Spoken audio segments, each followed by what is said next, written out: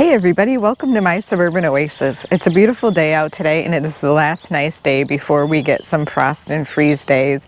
So I'm going to get a little bit of work done in the garden before we have to go back inside and take a whole bunch of pots inside and just enjoy today for what it's worth. You can hear the birds are still singing and it's absolutely lovely. We have the hyacinths blooming, we've got the daffodils going, we have the plum trees blooming. It's definitely spring. So today we are going to transplant a couple of butterfly bushes into a new spot just so that they have a little bit more sun, and we're also going to do some mulch out in one of the front garden beds. So for those of you who are new to my channel, my name is Soleil and I garden in a Zone 5B in mid-Michigan, and I appreciate everybody who's joined recently and I appreciate all of those who have been with me from the very beginning. All right, let's get going. So right here, it may not look like much, but this is a Pugster blue butterfly bush.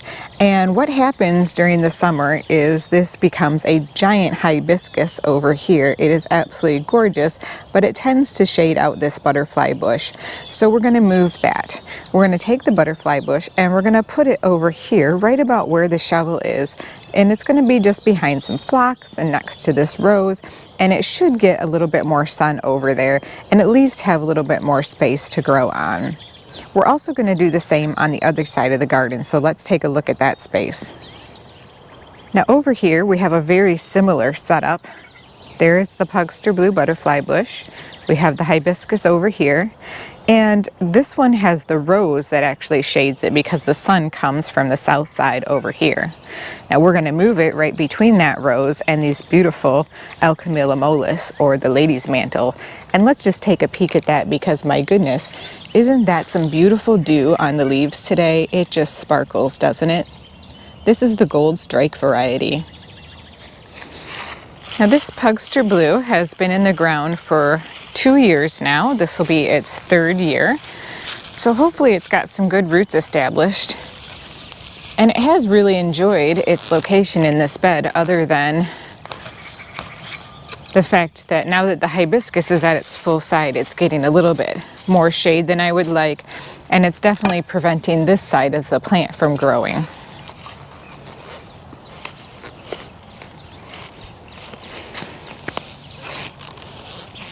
Right now the soil is nice and wet, so it should come up super easy.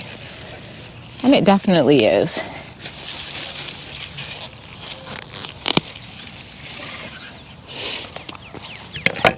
All right, let's see what the roots look like on this.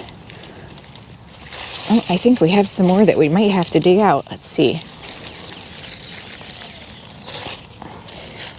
Wow, this has a really interesting root system. I didn't expect it to be quite so extensive.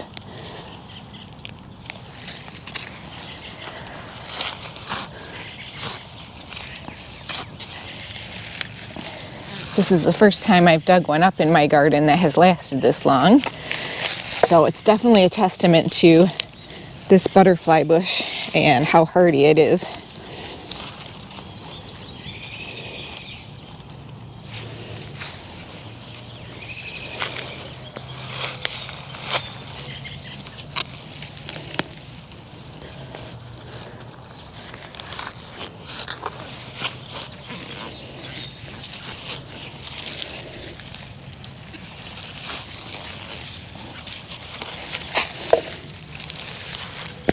There we go.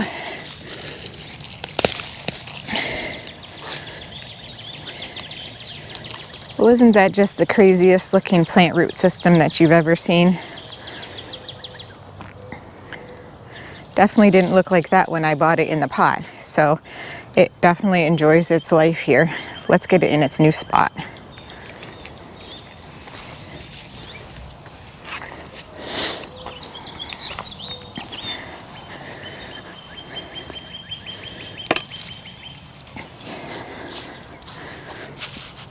I think I'm going to have to dig a little bit bigger hole than what I thought I was going to have to, but we'll see.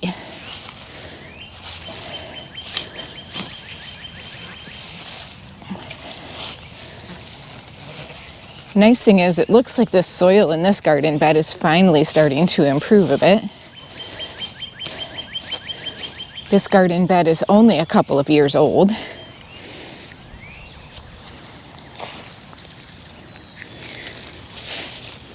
I'm going to try to not plant this too deep.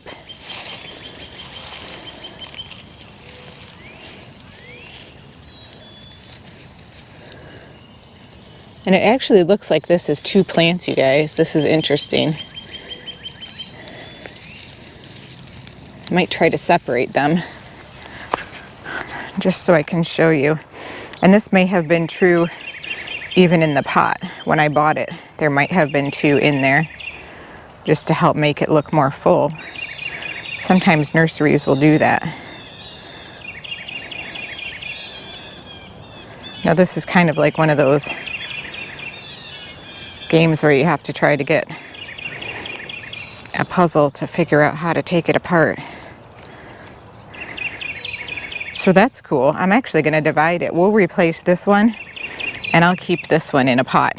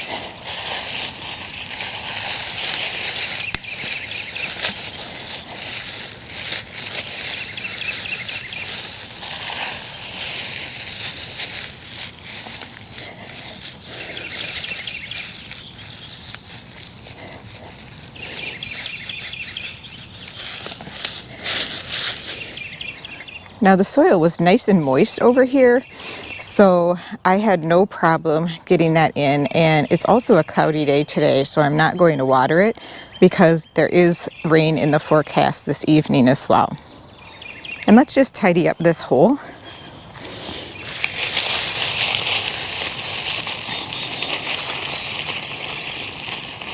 Whenever I do a planting and I put the soil back, I always try to make sure that it's nice and broken up, because I do have clay soil and that just helps to continue to improve the soil with the organic matter that we already have. There, now it looks like we hardly did anything in that spot. We're going to put this butterfly bush right here so I don't forget that it's there. And it will be interesting to see if this one also had 2 or not.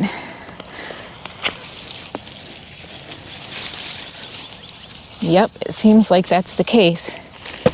How cool is that?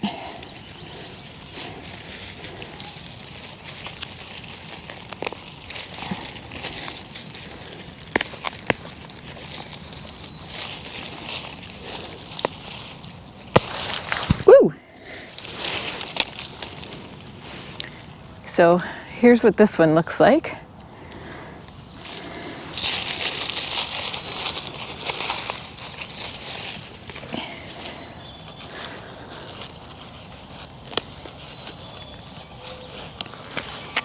And this one seems to have just one long, really crazy root.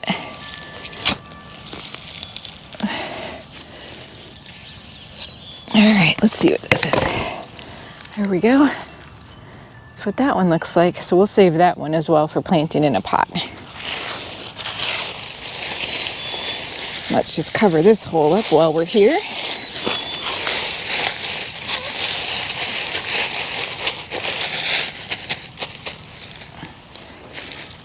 And you'll notice I'm not using any soil amendments or anything like that.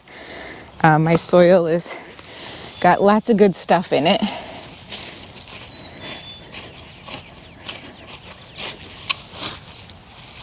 Already.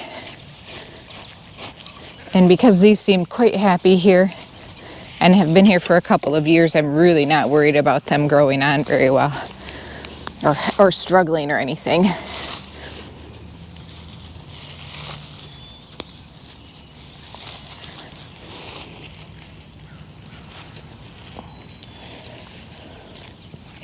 And again, I want to make sure that I get this planted at the right height, because you definitely do not want to bury the butterfly bushes.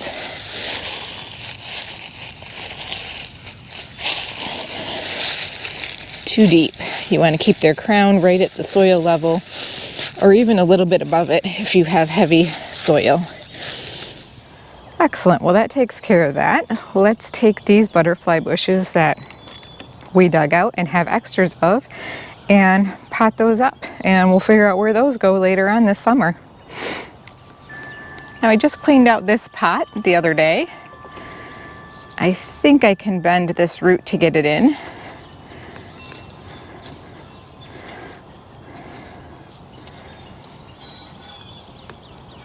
And I'm going to try to plant both of these in the same pot, at least temporarily.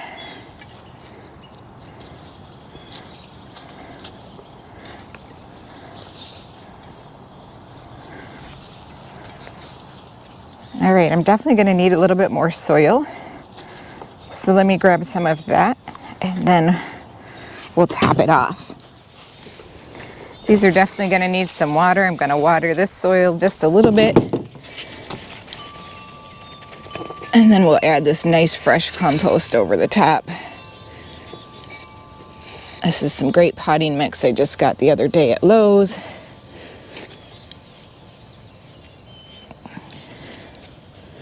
I'm trying it out for the first time. It's called like Sunshine Potting Mix. Anyways, it's really nice and fluffy and airy.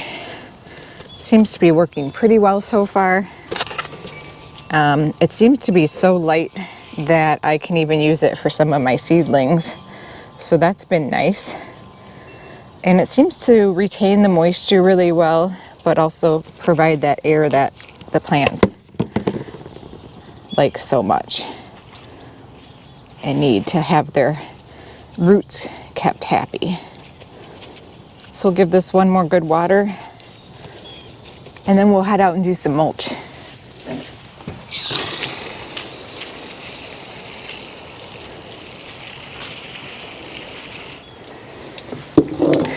That looks really great. I'm gonna have to come out later and, get the deck cleaned up as well from this mess, but let's go do the mulch and we'll deal with the cleanup later.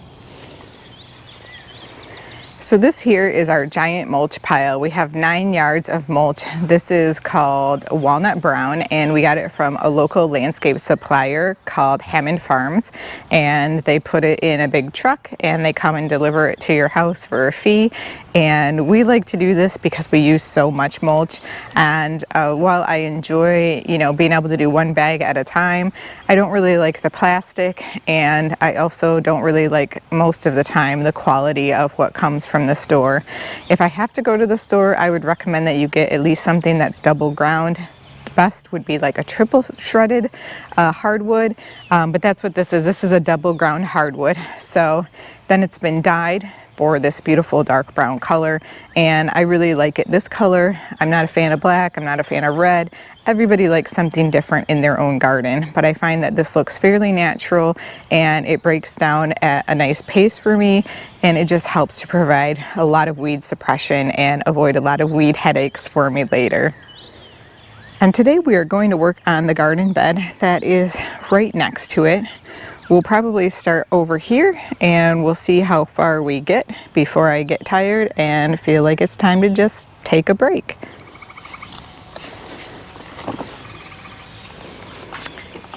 This garden cart has been modified by my husband. He added large sides on it so you can get more mulch into the bucket. So at this point, not a lot is up in the garden, and what is up, I do try to be careful of. I'm going to put about 1 inch of mulch on top because I already have some leaf mulch.